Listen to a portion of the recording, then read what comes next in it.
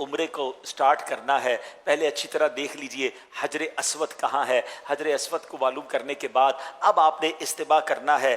آپ نے حجر اسود کو تلاش کرنے کا ایک طریقہ یہ بھی ہے کہ ایک گرین لائٹ وہاں پر لگائی گئی ہے، یعنی حجر اسود کی بالکل سیدھ میں حرم پاک میں سبز لائٹ ہے، اور ویسے بھی اندازہ ہو جاتا ہے وہاں لوگ کھڑے ہو کر استلام کر رہے ہوتے ہیں۔ حجر اسود تک جا کر بوسہ دینا آج کے دور میں تو بہت مشکل ہو گیا ہے، وہاں رش بھی بہت ہے، اور یہ کوئی مقابلہ کرنے تو ہم گئے نہیں ہیں کہ جناب کسی کو دھکا دے کر کسی کو گرا کر میں اس کے اوپر چڑھ کر جا کر حجر اسود کو بوسہ دوں، یہ جگہ تو عاجزی کی ہے۔ تو اگر آپ کو محسوس ہو رہا ہے کہ بہت رش ہے تو ویسے حجر اسود کی طرف نہ جائیں، بلکہ حجر اسود کی سیدھ میں کھڑے ہو کر آپ نے استلام کرنا ہے۔ پہلے آپ طواف کی نیت کر لیں کہ اللہ میں طواف کا ارادہ کرتا ہوں، طواف کی نیت بھی عربی میں بھی موجود ہے، اسے میرے لیے آسان فرما، میرے لیے قبول فرما۔ سیدھا کاندھا آپ کھلا کر لیں گے اور بالکل حجر اسود کی سیدھ میں آ کر اپنے ہاتھوں کو اس طرح اٹھائیں گے کہ آپ کی کانوں کے چہرے کی سیدھ میں آ جائیں۔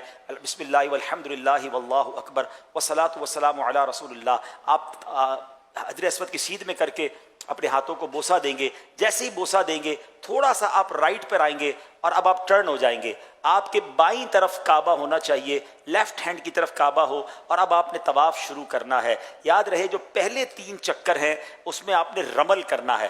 رمل کس کو کہتے ہیں؟ تھوڑا سا اکڑ کر چلنا۔ کچھ لوگ بڑا اچھل کود کر رہے ہوتے ہیں، ایسا نہیں کرنا ہے۔ آپ نے تھوڑا سا جس کو کہیں کہ اپنے کاندھوں کو چوڑا کر کے تیز تیز چلنا ہے، اور اس میں آپ نے اپنے جو پنجے ہیں اس کے بل چلنا ہے۔ اور یہ اس زمانے میں جب کفار ہوا کرتے تھے تو مسلمان ان پر ایک روب ڈالنے کے لیے اس طرح کیا کرتے تھے۔ تو پہلے 3 چکر میں رمل ہے، یہ یاد رکھیے گا، وہ بھی مردوں کے لیے ہے، خواتین کے لیے نہیں ہے۔ اور اگر بہت رش ہے، آپ کو لگتا ہے میں رمل کروں گا اور لوگوں کو تکلیف ہوگی، ٹکر ہو جائے گی، تو پھر آپ نارمل چلیں گے۔ ہاں اگر رمل کرنے کے لیے آپ تھوڑا کعبے کے دور ہو جائیں نا، تھوڑا سا لانگ آپ چکر کر لیں، تو پھر آپ کا رمل بھی ہو جائے گا۔ تو اس سنت کو بھی ادا کریں۔ کچھ لوگ یہ بھول جاتے ہیں، 3 چکر رمل کرنے کے بعد وہ پھر کاندھا چھپا لیتے ہیں، تو ایسا نہیں ہے۔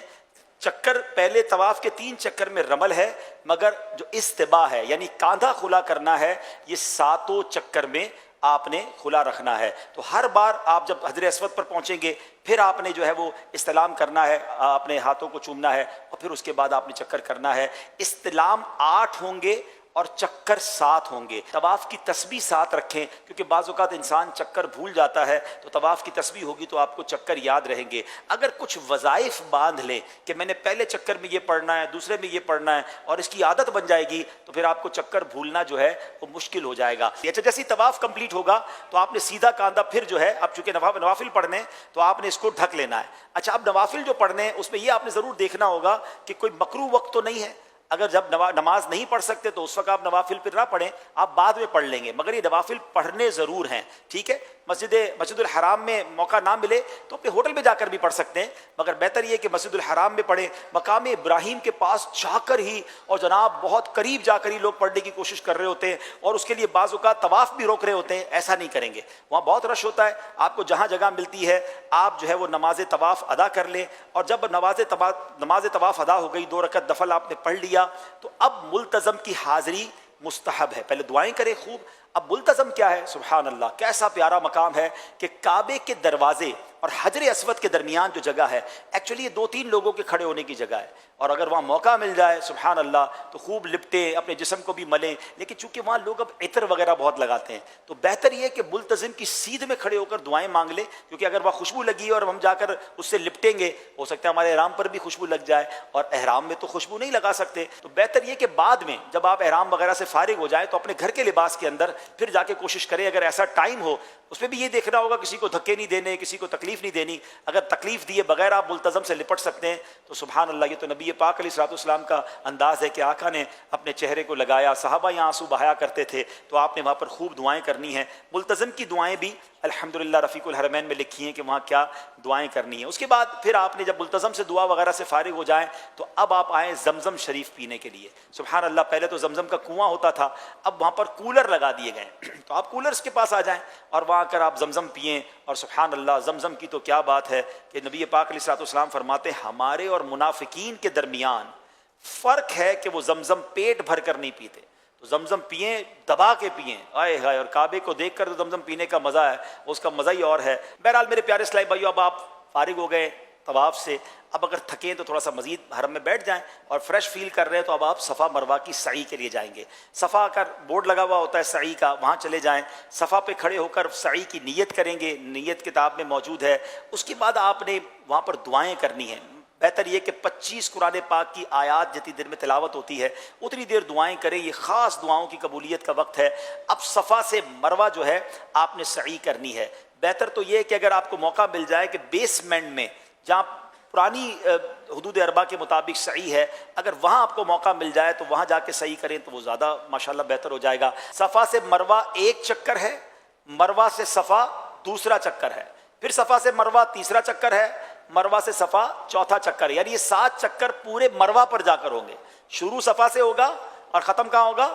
مروہ پر۔ کچھ بیچارے حاجی سمجھتے ہیں کہ صفا سے شروع ہوا ہے تو واپس صفا پر آئیں گے تو ایک چکر پورا ہوگا، تو وہ 14 چکر کر لیتے ہیں، یعنی صفا سے مروہ، مروہ سے صفا کہتے ہیں اب ایک پورا ہوا، اب صفا سے مروہ، پھر مروہ سے صفا، تو 14 چکر میں بعض اوقات وہ تھک بھی بہت جاتے ہیں اور پھر گھبراتے بھی بہت ہیں۔ تو ایسا نہیں ہے، بہتر تو یہ کہ باوضو سعی کرے، لیکن بے وضو بھی سعی ہو سکتی ہے، بے وضو طواف نہیں ہو سکتا، یہ یاد رکھیے گا، ٹھیک ہے۔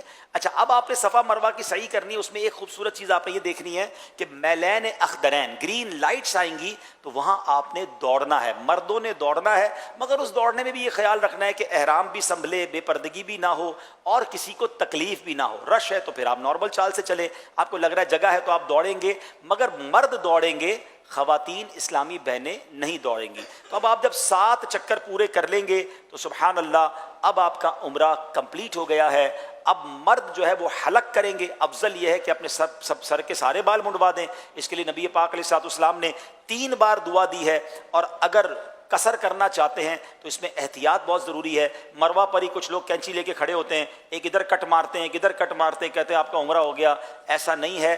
چوتھائی سر کے بال، 1/4، چوتھائی کس کو کہتے ہیں؟ کوارٹر، ٹھیک ہے، یعنی پورے سر کا چوتھا حصہ، اور اس کے کم از کم 1 پورے کے برابر بال کٹ جائیں، یہ قصر لازمی ہے، اس کے بغیر آپ احرام سے باہر نہیں آئیں گے۔ تو بہتر احتیاط تو اسی میں ہے کہ یار سب کچھ وہاں پر قربان، تو بال ہی سارے اتار دیں تو انشاءاللہ پھر تو ٹینشن ہی نہیں ہے۔ لیکن اگر قصر کروانا ہے تو پھر آپ ایک پراپر جو نائی ہوتا ہے اس کے دکان پہ جائیں، اس کو کہیں بھائی میرے سارے بالوں سے 1 انچ کاٹ دیں، تاکہ آپ کو تسلی رہے کہ چوتھائی تو ہو ہی گیا ہوگا، ٹھیک ہے۔ اسلامی بہنیں حلق نہیں کروائیں گی، ظاہر ہے وہ صرف قصر ہی کریں گی، تو اس کے لیے بہتر طریقہ یہ کہ اپنی چٹیا کا جو آخری حصہ ہے اس کو لپیٹ لے اپنی انگلی کے گرد، اور وہ کینچی سے خود بھی کاٹ سکتی ہیں۔ ایک پورے بال چوتھائی سر کے اسلامی بہنوں کو بھی کاٹنا ضروری ہے، تب جا کے ان کا قصر ہوگا۔ تو احتیاط یہی ہے کہ وہ اپنے پورے بالوں کا جو اینڈ ہوتا ہے جہاں پر چٹیا کا آخری حصہ اپنی انگلی کے گرد لپیٹ لیں، یا ایک پورا ناپ کر اس کو اپنے ہاتھ سے ہی کینچی سے کاٹ لیں، تو ان کا بھی یہ جو تقصیر ہے یہ ہو جائے گی ماشاءاللہ۔ اب آپ کا عمرہ پورا ہو گیا، آپ احرام سے باہر آ سکتے ہیں، خوشبو لگا سکتے ہیں، جو پابندیاں تھیں آپ کی پوری ہو گئیں۔ ٹوٹل عمرہ میکسیمم 1.5-2 گھنٹے میں ہو جاتا ہے، بہت رش ہو تو 3 گھنٹے میں ہو جاتا ہے، کوئی بہت بڑا یہ ایونٹ نہیں ہے۔ ہاں، دعائیں کرتے کرتے، جھومتے ہوئے، اشک بہاتے ہوئے کریں، اور اس کو انجوائے کریں، اس کو پریشر میں نہ لیں۔